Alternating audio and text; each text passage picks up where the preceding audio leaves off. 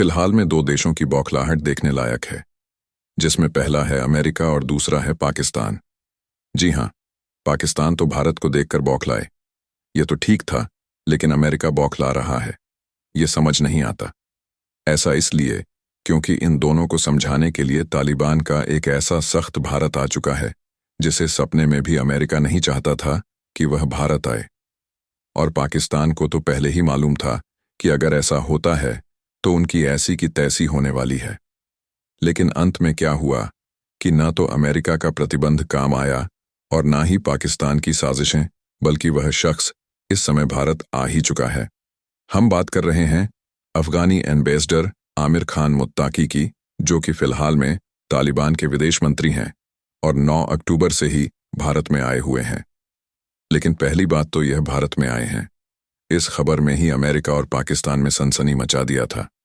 लेकिन अब और भी ज्यादा सनसनी मच गई जब भारत में आकर तालिबान ने पाकिस्तान को धमकी दे दिया है और उसके साथ साथ ये खबर आ रही है कि भारत तालिबान के साथ एक टेक्निकल मिशन पर आगे बढ़ चुका है। तो चलिए बात को इतने पर ही सीमित ना रखकर इस पूरी डेवलपमेंट को समझते हैं कि आखिरकार भारत तालिबान के साथ कौन से टेक्निकल मिशन पर आगे बढ़ रहा है और कैसे धमकी दी जा रही है। लेकिन आगे बढ़ने से पहले इस वीडियो को लाइक करके चैनल को सब्सक्राइब जरूर कर लीजिए, क्योंकि यह आपके लिए तो मात्र 1 सेकंड का काम है, लेकिन इससे हमारी बहुत बड़ी मदद होती है। दरअसल पिछले दिनों 9 अक्टूबर को तालिबान के विदेश मंत्री भारत पहुंचते हैं। लेकिन दोस्तों, तालिबान के विदेश मंत्री के भारत पहुंचते ही पूरी दुनिया की नजरें इस यात्रा पर टिक गई हैं, क्योंकि यह कोई मामूली दौरा नहीं, बल्कि दक्षिण एशिया की राजनीति को झकझोर देने वाला कदम साबित हो रहा है। अफगानिस्तान की सत्ता पर दोबारा काबिज होने के बाद तालिबान के किसी बड़े नेता का यह पहला भारत दौरा है और इस दौरे ने कूटनीति के कई बंद दरवाजों को खोलने का संकेत दिया है। भारत ने तालिबान प्रतिनिधिमंडल के साथ बैठकर वह काम किया है जो अब तक किसी ने करने की हिम्मत नहीं दिखाई, क्योंकि भारत जानता है कि अफगानिस्तान एशिया के दिल में है और वहां की स्थिरता ही भारत की सुरक्षा का पहला किला है। यही वजह है कि भारत ने इस यात्रा के साथ ही अपने अफगानिस्तान की राजधानी काबुल मिशन को फिर से दूतावास स्तर पर अपग्रेड करने का ऐलान कर दिया। और हाल ही में आई रिपोर्ट में बताया जा रहा है कि भारत इस अपग्रेडेशन को टेक्निकल मिशन की तरह लेकर चल रहा है। और इस बात का खुलासा खुद जयशंकर जी ने किया है, जो साफ इशारा करता है कि नई दिल्ली अब सीधे तालिबान से बातचीत के लिए तैयार है। और आप अपनी स्क्रीन पर भारत के विदेश मंत्री एस जयशंकर जी को तालिबान के विदेश मंत्री आमिर खान मुत्तकी से हाथ मिलाते हुए देख सकते हैं, जो कि पिछले दिन की ही प्रक्रिया है। और जो सबसे कमाल की बात देखने को मिली वह यह है कि तालिबान ने भी इस यात्रा में ऐसा बयान दिया जिसने पाकिस्तान की धड़कनें तेज कर दी। उन्होंने कहा कि अफगानिस्तान की जमीन भारत या किसी और देश के खिलाफ आतंकवाद के लिए इस्तेमाल नहीं होगी। यानी तालिबान अब खुद को जिम्मेदार शक्ति के रूप में दिखाना चाहता है, और यह संदेश पाकिस्तान के लिए किसी झटके से कम नहीं, क्योंकि पाकिस्तान हमेशा अफगान धरती को अपने हित में इस्तेमाल करता आया है। यहां तक कि खबरें तो बता रही हैं कि अफगान के फॉरेन मिनिस्टर ने भारत की धरती पर खड़े रहकर पाकिस्तान को वार्निंग भी दिया है।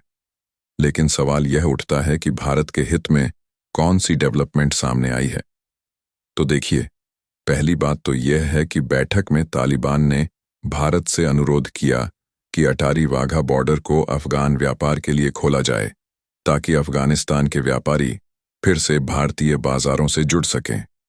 सोचिए, कभी जो तालिबान भारत के खिलाफ पाकिस्तान की भाषा बोलता था, आज वही भारत के दरवाजे पर खड़ा होकर व्यापारिक रिश्ते को नेक्स्ट लेवल पर ले जाने की बात कर रहा है। भारत ने भी साफ कर दिया कि हम तालिबान सरकार को औपचारिक मान्यता भले अभी ना दें, लेकिन मानवीय और आर्थिक सहयोग के रास्ते खुला रखेंगे। इसके अलावा भारत ने अफगानिस्तान में शिक्षा, स्वास्थ्य और माइनिंग जैसे क्षेत्रों में इन्वेस्टमेंट बढ़ाने की बात कही है, क्योंकि भारत जानता है कि मदद के जरिए ही भरोसा बनाया जाता है और भरोसे के जरिए ही स्थिरता आती है।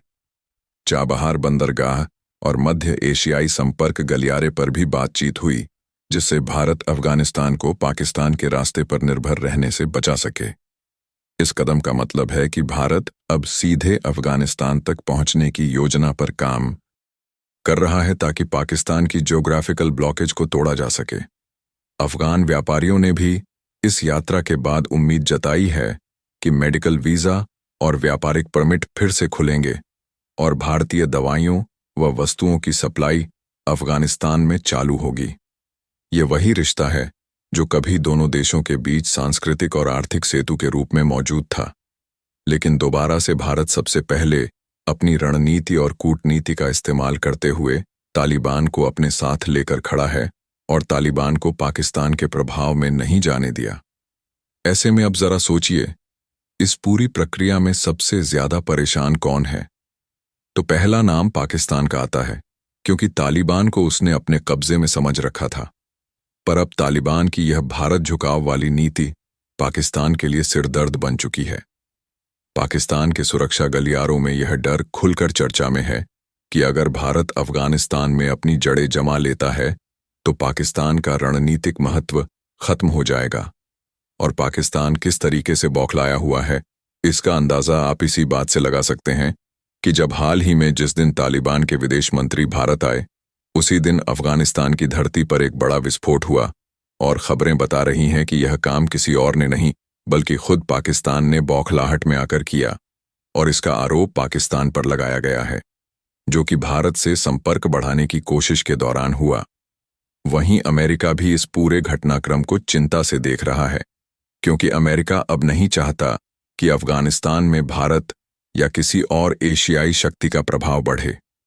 लेकिन तालिबान का भारत के प्रति सकारात्मक रुख यह दिखा रहा है कि अफगानिस्तान अब पश्चिमी दबाव से बाहर निकलकर अपने रास्ते खुद चुनना चाहता है। भारत तालिबान के साथ जुड़कर एक बहुत सोची समझी रणनीति पर काम कर रहा है।